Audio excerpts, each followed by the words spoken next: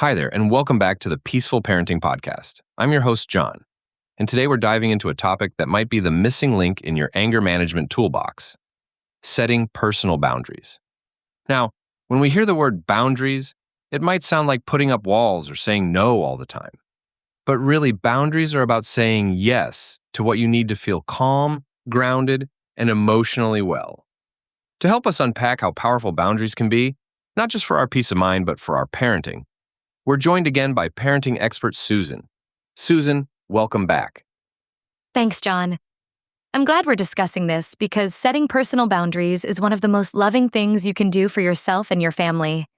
It's how we protect our energy, manage our emotions, and stay grounded amidst the chaos of parenting. Let's start with the basics. Why are personal boundaries so important when it comes to managing anger and stress as a parent? Why do they matter? Because boundaries serve as emotional buffers, they protect us from being overwhelmed, overstretched, or taken for granted. When we don't have clear boundaries, we tend to say yes to everything. And then we wonder why we're constantly frustrated, snappy, or burned out. Boundaries enable us to define what is acceptable and what is not in our lives. That clarity helps us manage our time, energy, and emotional bandwidth. And when we have more of those things, we naturally feel calmer and more patient. So, boundaries aren't selfish. They're essential. Absolutely. Setting healthy boundaries is a form of emotional self-care. It helps prevent anger from building up in the first place.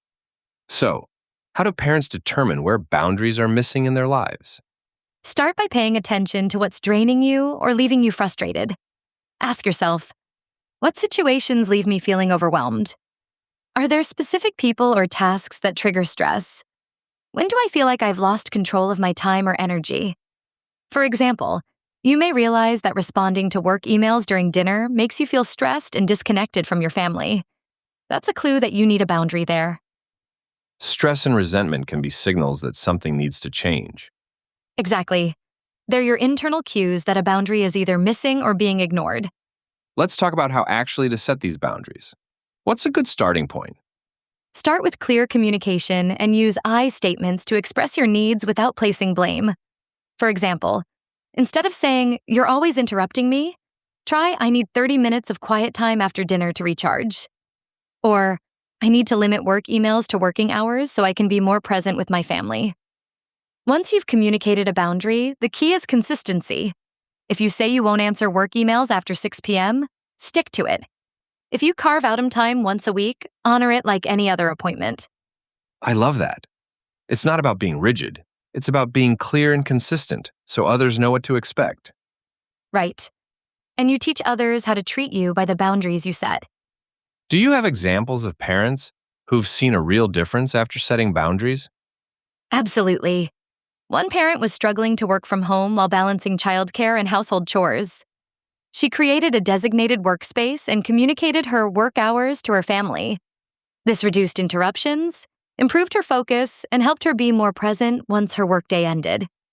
Another mom realized she never had time for herself and was feeling constantly resentful. She set a weekly boundary, 1 hour of me time. Whether she read a book or took a walk, that time helped her reset. And she returned to her family more patient and joyful. It's remarkable how even small boundaries can have such a profound impact. Yes. And one dad I spoke with started setting boundaries around non-urgent tasks. He stopped saying yes to every last-minute request. He felt more in control of his day and less overwhelmed, which made him much calmer overall. How do you set boundaries with children, especially young ones who may not fully understand? Start simple. Kids respond well to structure and consistency. You can say things like, "After story time, it's quiet time so everyone can rest." "Mom needs 10 minutes to finish her coffee, then we'll play." Setting clear expectations helps kids understand your needs while still making them feel safe and supported. And when they see you respecting your boundaries, they learn to respect others too. Children learn healthy emotional habits by watching how we handle our own needs. When parents model boundary setting with calm and consistency, kids are more likely to adopt those same behaviors in their own lives. For example, my friend Melissa, a mother of 2, consistently sets boundaries for herself after a particularly hectic week. She communicated clearly with her family that after dinner, she needed 20 minutes of quiet time to unwind. She'd say, "I'm going to sit on the couch with my tea for a little quiet time. I'll be ready to play or help with homework after that." Her kids initially pushed back, but over time, they began to respect her routine. A few weeks later, Melissa noticed her 7-year-old daughter, Ella, doing something remarkable. After a long day at school, Ella came home and told her little brother, "I need a break right now. I'm going to read in my room for a bit, and then I'll come play." Melissa smiled, recognizing her own words reflected to her through her daughter. By modeling how to express needs and protect personal space respectfully, Melissa had taught Ella how to do the same for herself. Susan, this has been so helpful.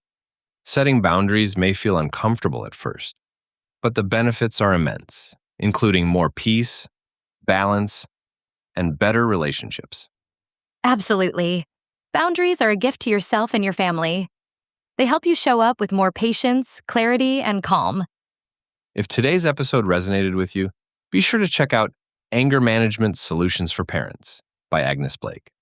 There's a robust section on boundary setting featuring real-life stories and practical tools.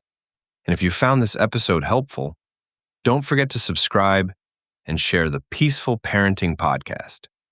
Remember, you're not being selfish by setting boundaries.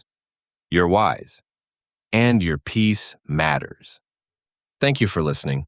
We look forward to seeing you next time.